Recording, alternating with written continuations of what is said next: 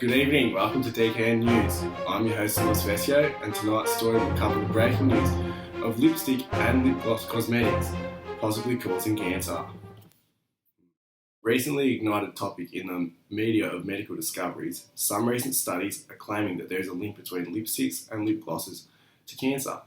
You might want to reconsider puckering up with that favourite lipstick of yours once you're informed of these recent studies. A 2012 article by CBS News entitled Toxic Metals and Cancer Risks Found in Lipstick and Lip Glosses affirmed that the popular cosmetics sold in most drug and department stores contain ingredients in their formula that could lead to the potential health risks and links to the fatal disease. Prior to the laboratory study that was set out to investigate the contents of these cosmetics, 12 girls from an Asian youth group recorded the most frequently and commonly purchased lipsticks/lip glosses that they bought and regularly used at home. Researchers from the University of California had gathered and obtained these commonly used products and apparently detected a dangerous amount of metals including lead, cadmium, chromium, aluminium and more. The author of the article that sparked controversy is Ryan Jaslow. Assistant Director of Media Relations in the New York Langone Medical Center, Jaslow is also a known contributor to popular web forums WebMD and Impact Group. Should we trust this health blogger and editor in his claims in medical research?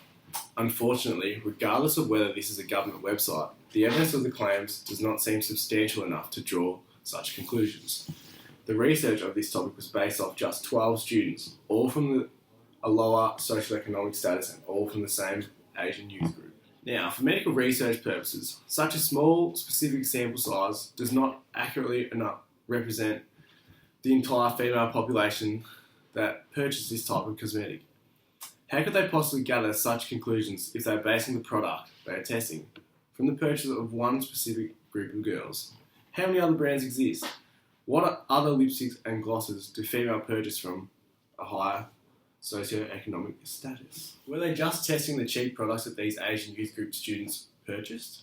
Additionally, only 8 lipsticks and 24 lip glosses have been investigated in the lab by the researchers. This isn't a large enough sample size to draw such divisive conclusions in medical research. A similar article based on the same study was released on the Environmental Health Perspectives government website.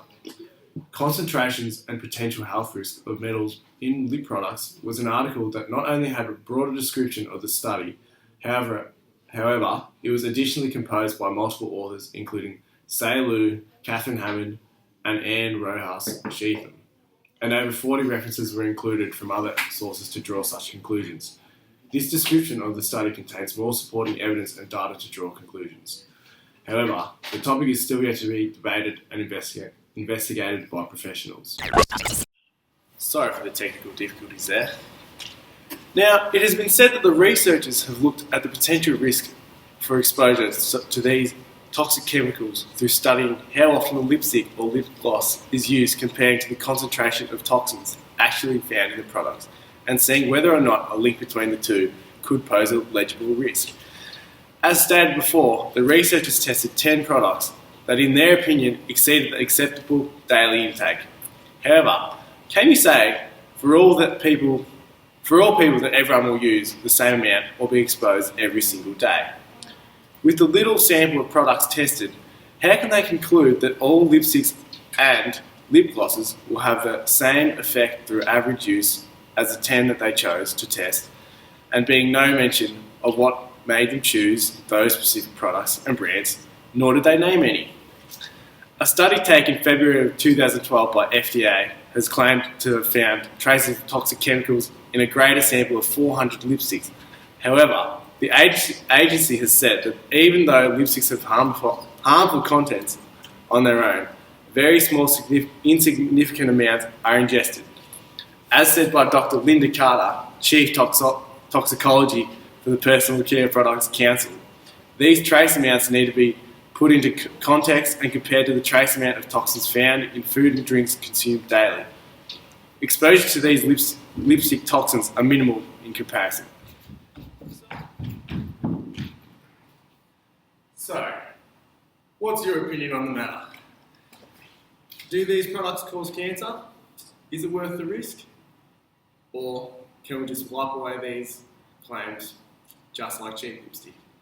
I'm Lewis Vesio. See you later.